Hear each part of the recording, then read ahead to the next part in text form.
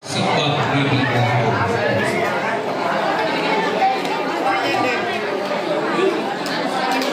Pada peringatan kali ini kita akan membahas sesuai tema ya.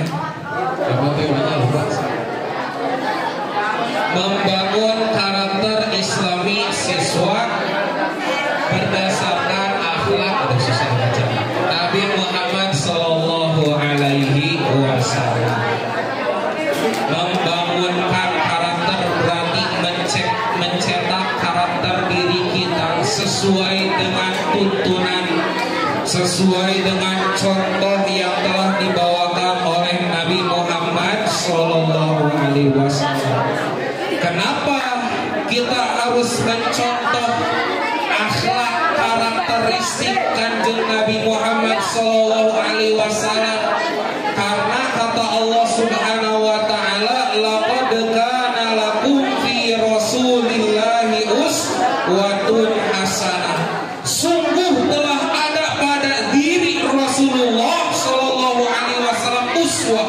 Apa itu uswah? Figur, contoh yang baik. Nah, kalau kalian pengen mencontoh seseorang, pengen menjadikan seseorang sebagai contoh, sebagai figur, sebagai inspirasi, sebagai follower, maka contohlah Kanjeng Nabi Muhammad. Karena tidak ada yang lebih baik kecuali Nabi Muhammad. Saya yakin semua yang ada di sini pasti punya followers, punya orang yang diikuti. Ada yang ikuti Michael Jackson, ada yang ikuti Papi Sambo, ada yang mengikuti Ronaldo, Ronaldo, ada yang mengikuti Willy Salim, Cipione, ada yang mengikuti siapa? Jokowi ada Jokowi. Prabowo, Anies, apa lagi? Pasti gitu kan? Ada yang mengikuti orang-orang tersebut. Nah, sebelum kita mengikuti orang-orang yang kita fans, yang kita follow dia gitu kan, ikutilah terlebih dahulu Rasulullah Sallallahu Alaihi Wasallam. Orang yang paling pantas kita ikuti, orang yang paling pantas kita follow, kita like, yaitu Kanjeng Nabi, bukan orang lain. Kenapa kamu mengikuti Willy Salim? Karena Willy Salim baik, orangnya itu suka berbagi. Ingat, Kanjeng Nabi Muhammad juga baik, suka berbagi. Bahkan Kanjeng Nabi Muhammad itu bukan hanya berbagi kepada orang yang baik kepadanya saja, tapi kepada musuhnya, kepada orang yang mencelanya, Kanjeng Nabi Muhammad tetap baik, tetap berbagi, tetap bersedekah. Dikisahkan bahwa dulu kala ada seorang pengemis buta, yang mana pengemis tersebut beragama Yahudi, itu kan penyembah Nabi Musa. Nah, pengemis tersebut itu suka mengemis di pasar Madinah. Ketika Rasulullah melewati pengemis tersebut, Rasulullah memberikan makan kepada pengemis tersebut. Bukan hanya memberikan makanan, tapi menyuapkan makanan tersebut kepada pengemis tersebut. Saking baik Rasulullah itu. Tapi ini, ketika Rasulullah menyuapi makanannya, Rasulullah itu dicela sama pengemis tersebut. Kata pengemis tersebut, wahai Tuan yang mulia, aku kayak gini. Kata pengemis tersebut, aku kayak gini mengemis-ngemis, meminta-minta karena si itu tuh si Muhammad, pemimpin orang Islam yang bejat, yang tidak peduli terhadap kami masyarakat Yahudi. Padahal yang menyuapi itu Kanjeng Nabi Muhammad. Sebab dia buta, dia tidak bisa melihat itu kan orang yang menyuapinya. Orang yang disuapi itu kan yang menyuapi, terus yang menyuapi tersebut itu dihina sama pengemis tersebut. Bayangkan jika kita misalkan siapa kamu namanya? Alif. Nah, si Alif ini ngasih jajanan kepada temannya si Ferdi Sambo. Ngasih jajanan gitu kan, berbagi. Tapi si Ferdi Sambo itu mencela si Alif. Wah, si Alif pedit juga hidup lagi. Apakah si Alif ini akan tetap ngasih makanan kepada si Ferdi Sambo? Enggak akan, itu kan sakit hati. Paling ntar makanan itu dikasih tapi sambil dilemparkan ke wajahnya gitu. Nah, kalau kanjeng Nabi tidak seperti itu, malah ketawa aja Nabi.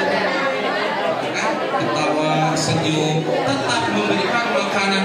Besoknya begitu lagi, besoknya lagi begitu lagi, sampai wafat kanjeng Nabi, pengemis tersebut diberi makanan, tetap disuapi oleh kanjeng Nabi. Pada waktu itu Sayyidina Umar bin Khattab ditugaskan oleh kanjeng Nabi. Hei Umar, tahukah kamu pengemis buta yang ada di jalanan itu? Tahu ya Rasulullah, pengemis yang suka menghinamu ya Rasulullah. Iya, pengemis itu, kata Rasul. Aku berwasiat kepadamu wahai Umar, jika aku dipanggil oleh Allah Subhanahu wa taala, jika aku meninggalkan dunia ini, aku berwasiat kepadamu supaya kamu memberikan sedekah, memberikan makan kepada pengemis tersebut. Agak lama kemudian Rasulullah itu wafat. Sayyidina Umar melaksanakan wasiat dari Rasulullah, memberikan makan kepada pengemis tersebut. Pengemis tersebut sadar gitu, karena ketika memegang tangan Sayyidina Umar berbeda rasanya. Kok ini mah kasar? Kemarin yang menyuapiku itu tangannya halus, nggak mau kan? Kata pengemis tersebut, nggak mau disuapin sama kamu. Aku pengen sama orang yang kemarin. Kata Sayyidina Umar ke orang tersebut, wahai pengemis, tahukah kamu pemimpin umat Islam? Tahu, kata pengemis. Siapa? Muhammad, orang yang bejat, orang yang tidak peduli kaum Yahudi. Sayyidina Umar sambil marah, hei pengemis, ketahuilah bahwa orang yang suka memberikan makan kepadamu, orang yang suka menyuapimu, itulah orang yang suka engkau hina, orang yang suka engkau cerca. Di sanalah pengemis tersebut menangis. Pengemis tersebut heran, kenapa masih ada orang yang seperti ini, yang dihina gitu kan, tapi tetap baik terhadap orang yang menghinanya. Itu salah satu akhlak Rasulullah SAW yang patut kita tiru. Ketika kita dihina oleh orang, diledek oleh orang, dimusuhi oleh orang, tapi tetap kita harus berbuat baik kepada orang tersebut. Bolehkah kita benci? Boleh, tapi benci kepada akhlaknya, benci terhadap sikapnya, jangan benci terhadap orangnya. Jangan benci. Kalian enggak suka kepada si A, boleh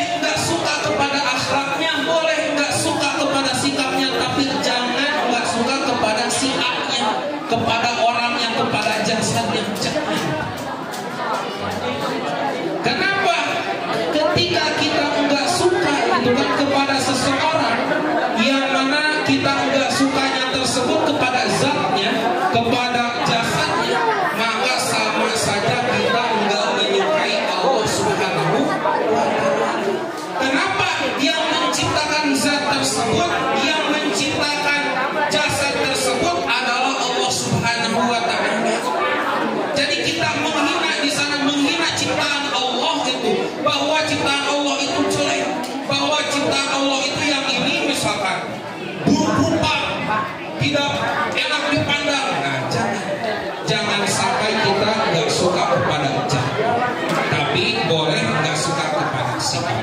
Itu yang diajarkan oleh Kanjeng Nabi Muhammad SAW. Satu harus satu.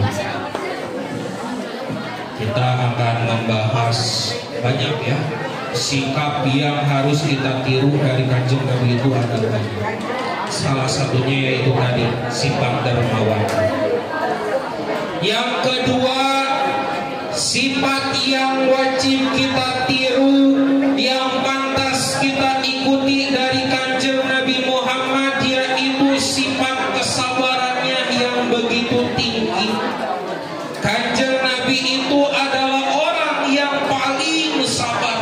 Gak ada orang yang paling penyabar kecuali Kanjeng Nabi Muhammad Sallallahu Alaihi Wasallam.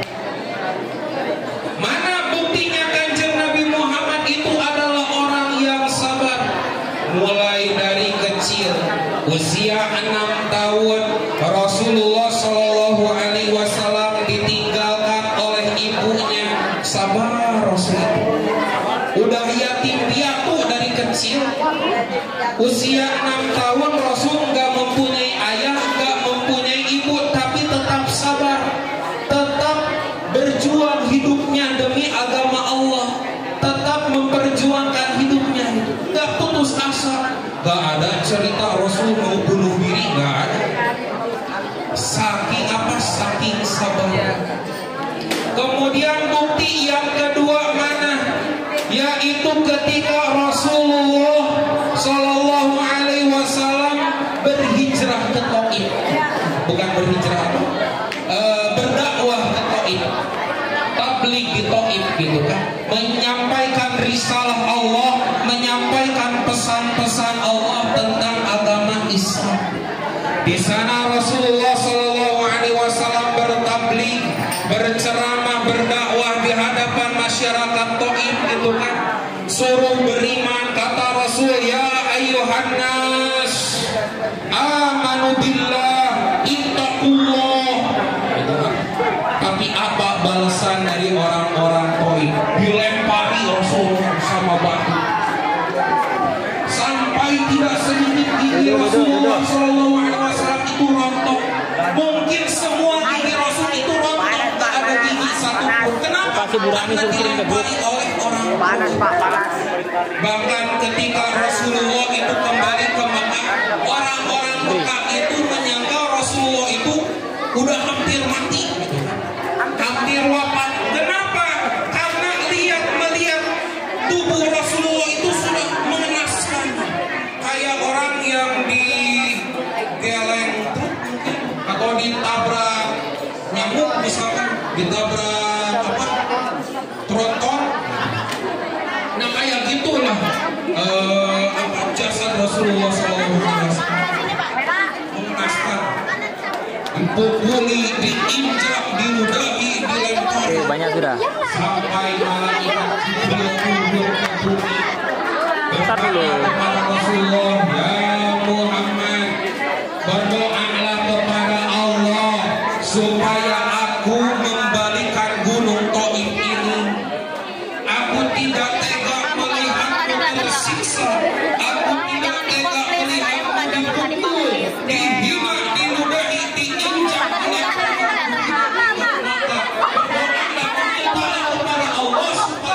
Saya sudah masuk rangkaian.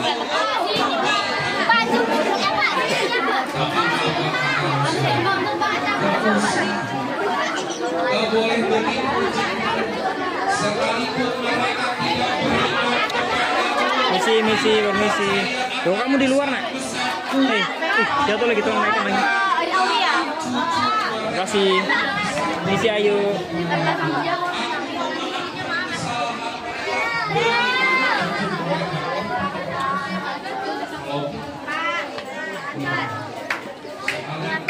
Enggak.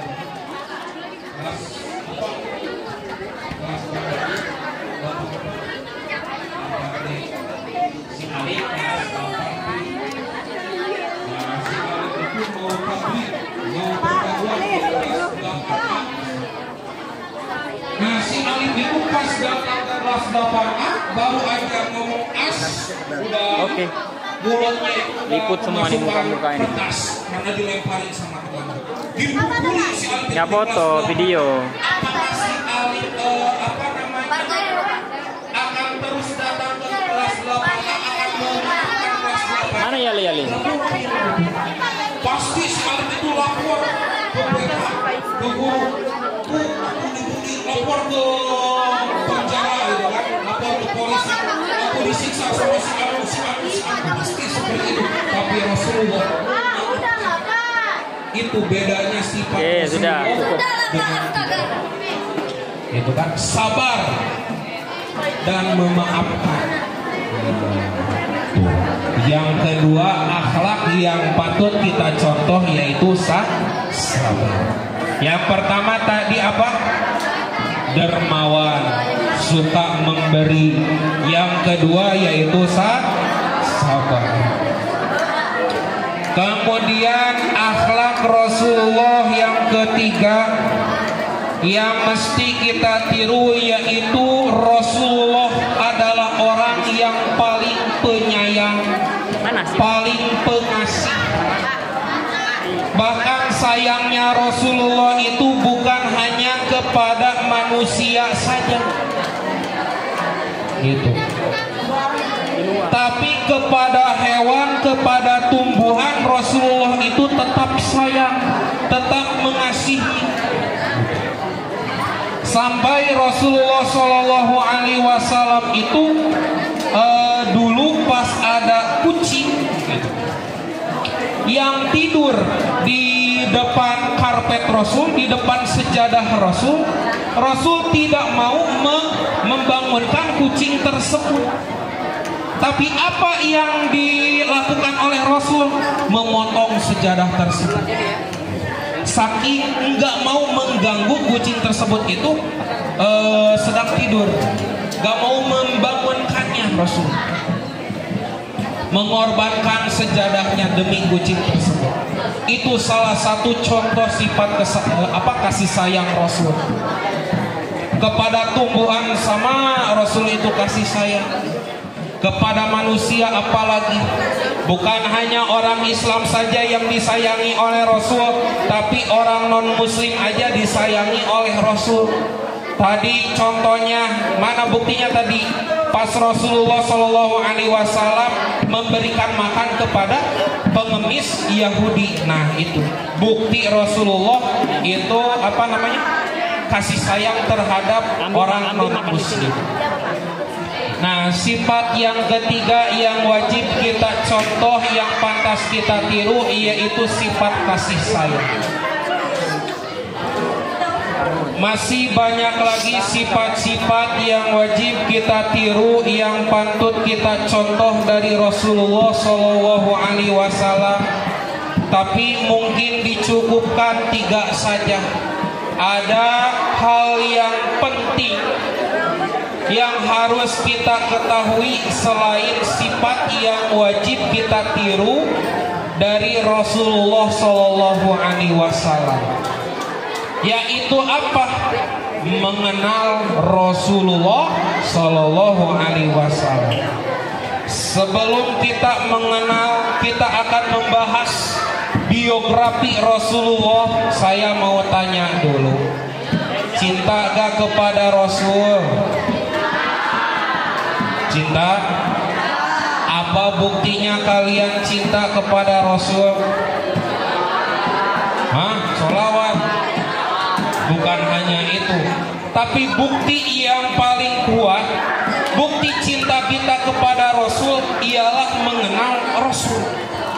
Siapa Rasulullah itu? Nah, kalau kita sudah mengenal Rasulullah, berarti kita sudah cinta kepada Rasulullah. Seperti contohnya kita ngefans kepada Willy Salim. Misalkan siapa tadi yang ngefans ke Willy Salim? Mana yang ngefans kepada Willy Salim? Cunghen. Ada. Tahu gitu kan? Bapaknya si Willy Salim siapa? Ibunya si Willy Salim siapa? Pacarnya si Willy Salim siapa? Adiknya siapa? Pacarnya siapa? Si Filme itu Oh, pengikut ini. Terus adiknya siapa? Siapa ya? Lupa. Hafid kan namanya. Nah, jika kalian ditanya seperti itu tentang Rasulullah, kalian bisa menjawab, maka kalian terbukti bahwa kalian itu cinta kepada Rasul. Karena tadi kalian mengatakan bahwa kalian cinta kepada Rasul, maka di sini saya mau tes dulu bukti cinta kalian kepada Rasul. Coba, siapa nama Nabi kita? Muhammad. Nama ayahnya siapa? Abdullah. Nama ibunya siapa? Siti Aminah. Nama kakeknya siapa? Nama anaknya siapa? Siti? Hah? Fatimah.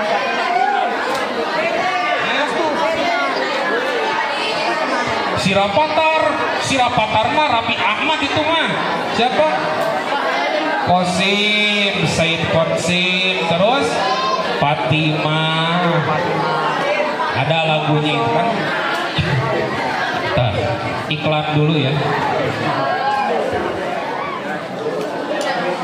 Bangun Agung.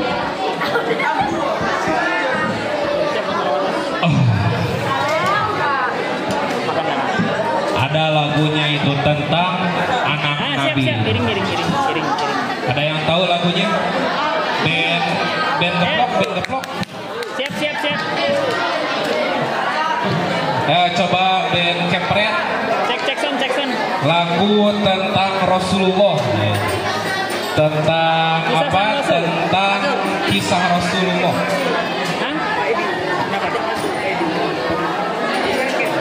Hah? Tahu gak? Waduh yuk. Searching dulu.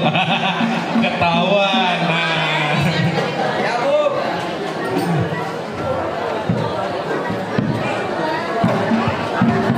Ya. Speaking dulu. Speakingnya sholawat ya. Sholawatan dulu. Allahumma sholli ala Muhammad.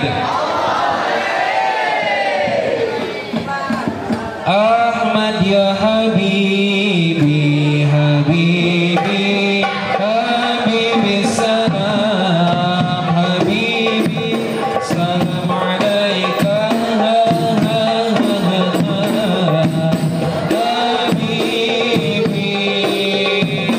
Ahmad ya Habibi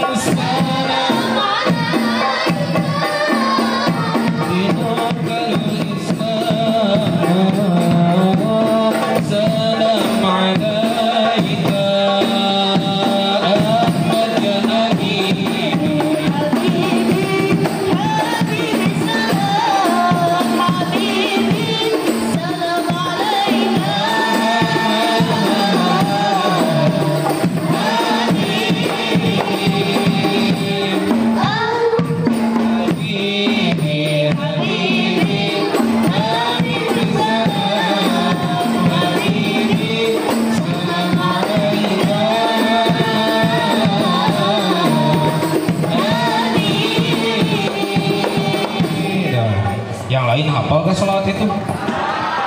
Apa? Coba. Gak usah pakai musik, coba. 1, 2, 3. Habibi, Habibi, Habibi salam, Habibi salam alaika, Habibi. Nah, supaya seninya itu ada, gitu kan? Nadanya seperti ini di rumah. Ahmad ya Habibi, Habibi, Habibi salam, Habibi salam alaika, Habibi. Bisa kan? Ayo, one, two, three, prot. Ahmad ya Habibi, Habibi, Habibi salam, Habibi salam alaika.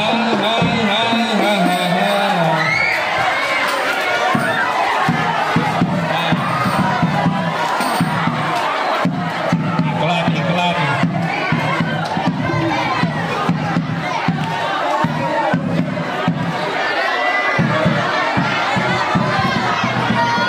Coba sabar dulu, duduk dulu, belum selesai.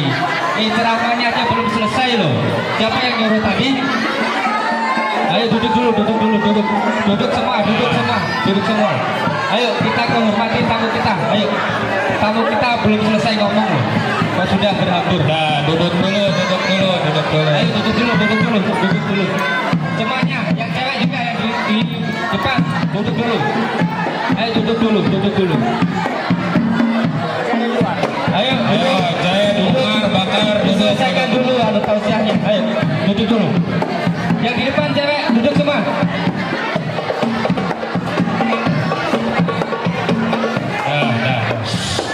Hei, mau kemana itu? Baru aja tadi dijelaskan tentang sabar. Udah lupa lagi. Sabar ya. Ada waktunya, ntar apa ngambil makanannya ada waktunya. Biasanya di akhir acara kan. Dah. Kita lanjutkan kembali, yaitu tentang biografi Kanjeng Nabi Muhammad Sallallahu Alaihi Wasallam. Nabi Muhammad Sallallahu Alaihi Wasallam itu dilahirkan di Mekah Al-Mukarramah.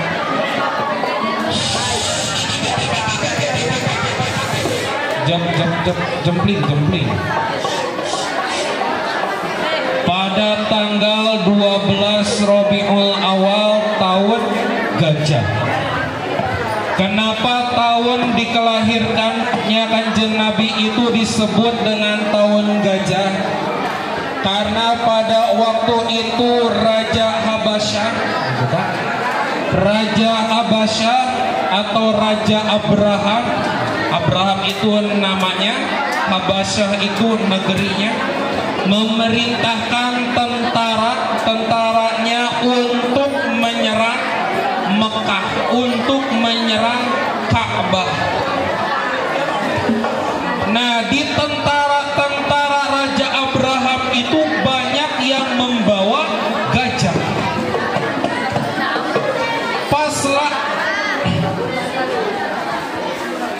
Pas Raja Abraham bersama tentaranya itu menyerang Mekah, bertepatan dengan hari dilahirkannya Kanjeng Nabi Muhammad. Di sana Allah Subhanahu wa Ta'ala karena tidak ingin hari kelahirannya Kanjeng Nabi Muhammad itu diisi dengan hal-hal yang tidak bagus, gitu kan? Hal-hal yang jelek, yaitu penyerangan Ka'bah, peperangan. Maka Allah Subhanahu wa Ta'ala memerintahkan burung ababil untuk melempar gajah tersebut dengan batu yang diambil dari neraka. Nah, oleh karena itu kelahiran Kanjeng Nabi Muhammad itu disebut dengan tahun gajah. Dari sana kisahnya. Kemudian Kanjeng Nabi Muhammad mempunyai ayah yang bernama Abdullah, yang mana Abdullah ini adalah lelaki yang paling tampan, yang paling ganteng pada masanya. Abdullah menikah dengan Siti Aminah itu pada usia 17 tahun. Abdullah wafat itu pada usia 18 tahun. Wafatnya Abdullah itu ketika Nabi Muhammad berusia 2 bulan, masih dalam kandungan Siti Aminah. Kemudian nama ibunya Kanjeng Nabi yaitu Siti Aminah. Nama kakeknya Nabi itu Abdul Muthalib. Nama neneknya Nabi, tahu kalian nama neneknya Nabi? Hah? Siapa yang tahu nama neneknya Nabi? Cunghen.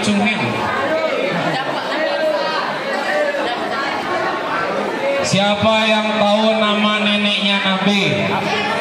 Hah? Yang tahu? Ayo, yang tahu. Nama neneknya Nabi siapa? Siapa? Siti Khadijah. Istrinya. Khadijah. Itu mah istrinya. Neneknya gimana? Neneknya Nabi. Siapa? Siapa yang tahu nama neneknya Nabi? Hah? Searching ya. Curang, nggak boleh searching. Taluk, nyerah. Tahu kamu taluk? Nyerah. Tidak boleh searching. Nama neneknya Nabi itu Fatimah.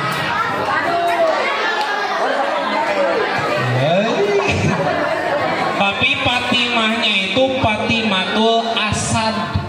Karena kalau Fatimah doang itu nama anaknya Nabi. Kalau nama nenek Nabi itu Fatimatul Asad. Kemudian anak Nabi itu ada berapa? 7. Yang laki-laki berapa orang? 3. Yang perempuan berapa orang? Coba siapa yang mau ke depan menyebutkan ketujuh anak tersebut namanya ke depan. Maju. Ayo. Maju yang apa? 50. Cepat belum ada 50.000. Ya, nah, sebutkan 7 orang. Lagi dulu, 1. Abdullah. Oh, terus. Hasim. Terus. Ibrahim. Nah, yang perempuan. Tuh.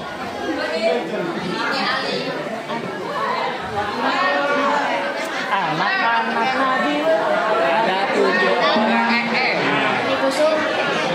Fatimah. Rusdi.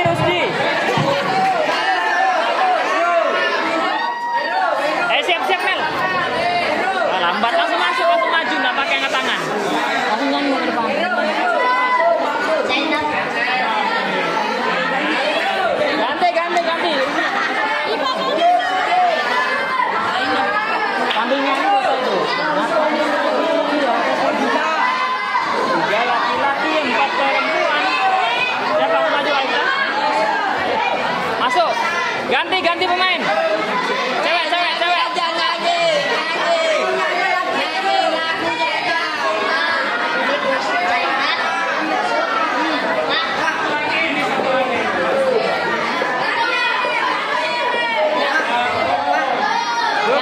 Gugur. Masuk Alita. Ayo lambat kalah sudah main dalam. Masuk dia ngapain? Satu lagi soalnya. Siapa satu lagi? Satu lagi. Rokok. Kalau menjawab satu Lambat. Oke, kasih. Terus nggak kebagian. Nah, itu anak Nabi ada 7 orang. Kemudian istri Nabi ada berapa? Siapa yang mau jawab beserta nama-namanya? Ya. Searching dulu. Kalau istri Nabi lumayan banyak. Karena pertanyaan kedua harus lebih susah. Ada yang mau ke depan menyebutkan jumlah istri Nabi beserta nama-namanya? Istri Nabi beserta nama-namanya.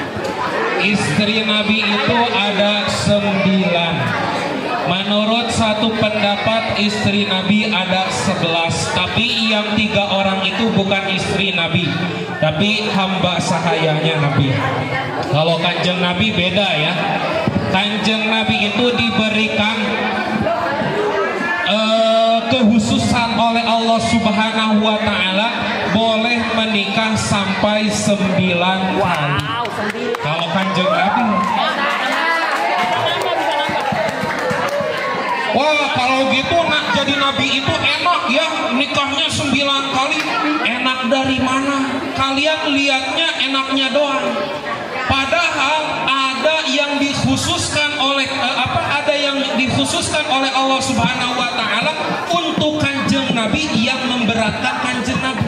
Mana? Sholat tahajud bagi kanjeng Nabi itu wajib.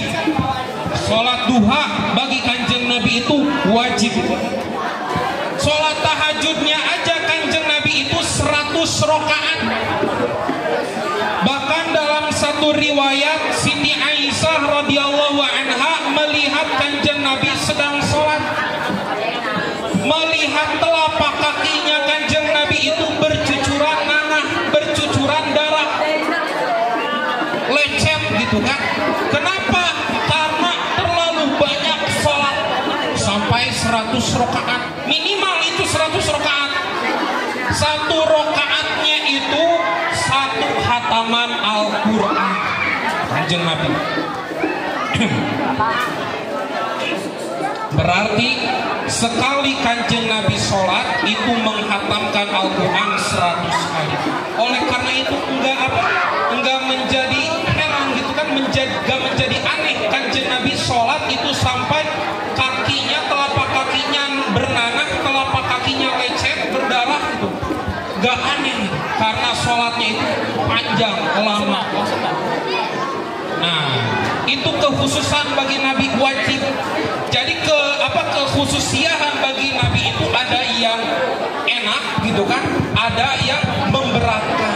Nah, kalau kita pengennya yang enak-enaknya saja, nggak mau yang memberatkan. Nah, kalau pengen kekhususan kayak kanjeng Nabi, ya ambil juga yang nggak enaknya. Sholat tahajud 100 rakaat, sholat duha, puasa Senin Kemis wajib, sholat rawatib wajib, ambil itu semua.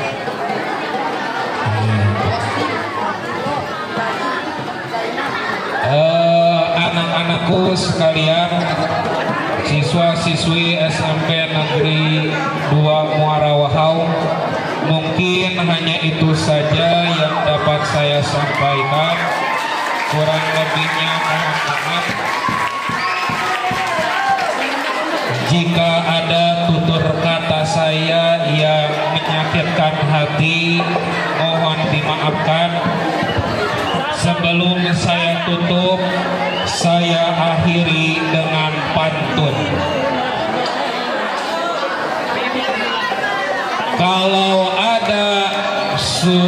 Kalau ada sumur di ladang, bolehlah kita menumpang mandi. Kalau ada umur yang panjang, bolehlah saya kawin lagi. Wabillahi taufiq wal hidayah. Wassalamualaikum warahmatullahi